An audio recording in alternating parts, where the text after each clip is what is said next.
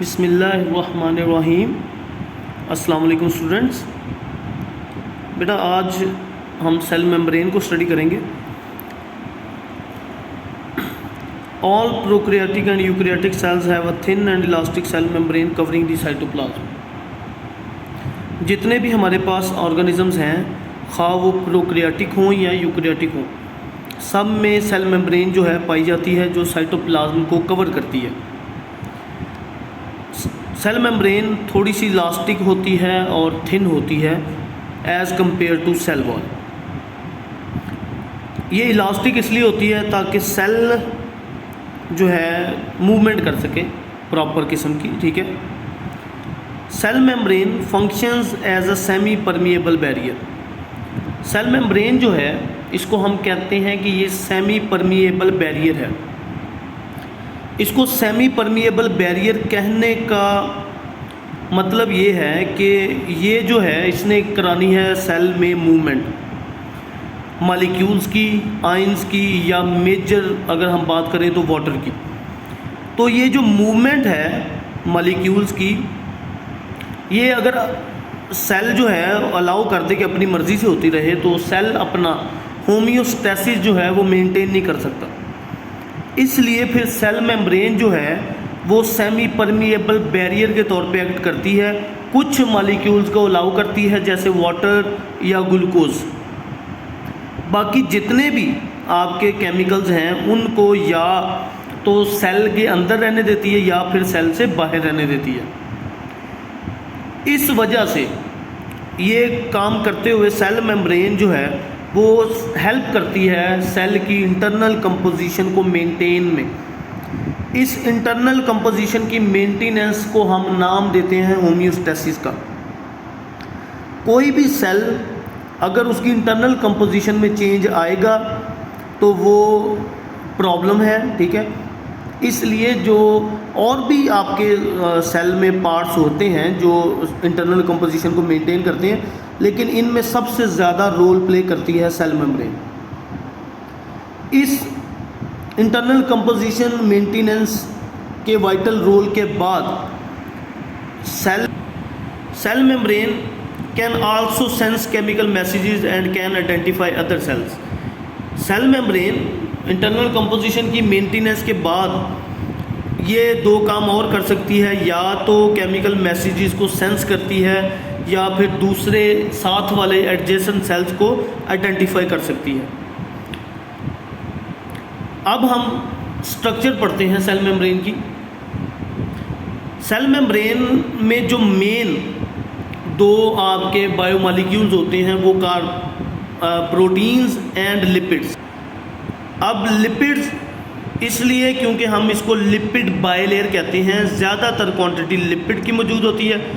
इन lipids के बाद जो सेकंड आपका बायोमॉलिक्यूल आता है वो प्रोटीन्स होते हैं, जो कि हमने पहले भी स्टडी किया था कि प्रोटीन्स एम्बेडेड होते हैं। और इन्हीं दोनों बायोमॉलिक्यूल्स के साथ साथ थोड़ी थोड़ी क्वांटिटीज़ कार्बोहाइड्रेट्स की भी होती हैं, जो कि कार्बोहाइड्रेट्स बाद में प्रोटीन्स या लिपिड के साथ मिलकर ग्लाइकोप्रोटीन्स या ग्लाइकोलिपिड्स बनाते हैं। जब इलेक्ट्रॉन माइक्रोस्कोप की वजह से हमने एग्जामिन किया सेल मेम्ब्रेन को, तो सेल मेम्ब्रेन की जो स्ट्रक्चर नज़र आई उसका नाम फिर दिया गया फ्लूइड मोज़ेक मॉडल।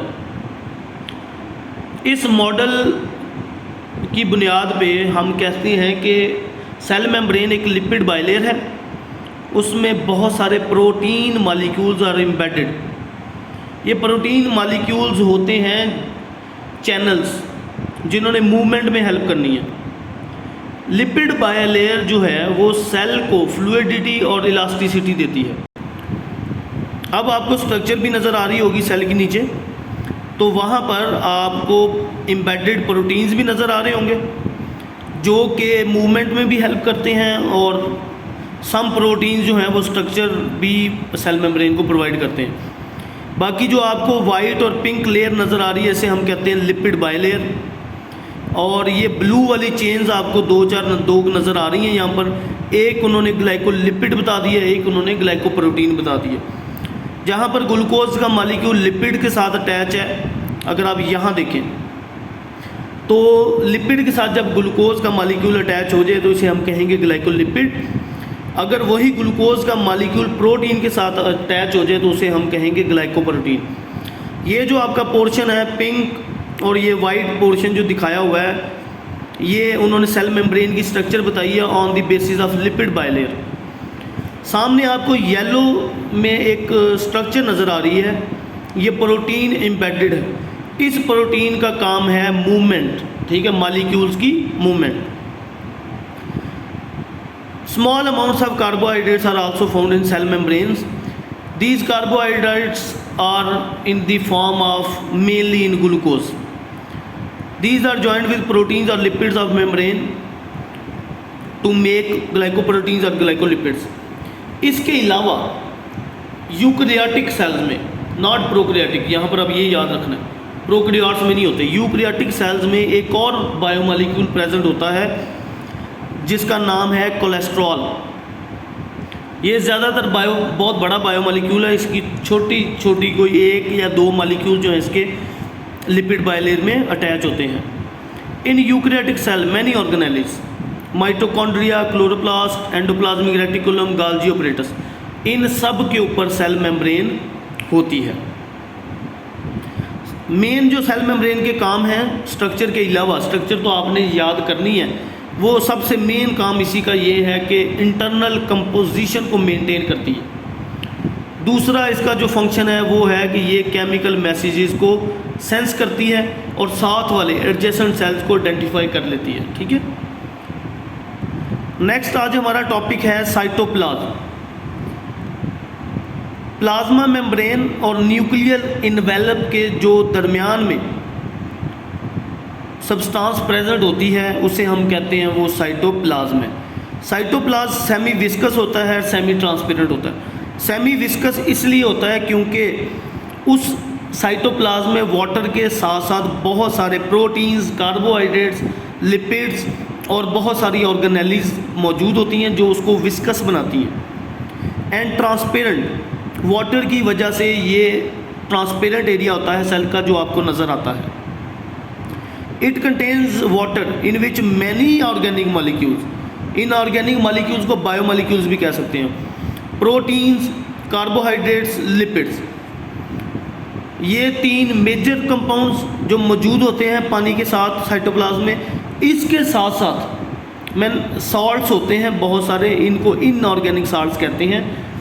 ये इनऑर्गेनिक सॉल्ट्स जो हैं ये सोडियम हो सकता है, कार्बोनेट हो सकता है, कैल्शियम हो सकता है, ठीक है। इस तरह के जो सॉल्ट्स हैं ये मौजूद होते हैं साइटोप्लाज्म में। साइटोप्लाज्म का जो मेन फंक्शन है वो ये कि ये स्पेस देता है। क्या प्रोवाइड करता है? स्पेस प्रोवाइड करता है ऑर्गेनेलीज को, ताकि वो अपना प्रॉपर फंक्शन कर सकें।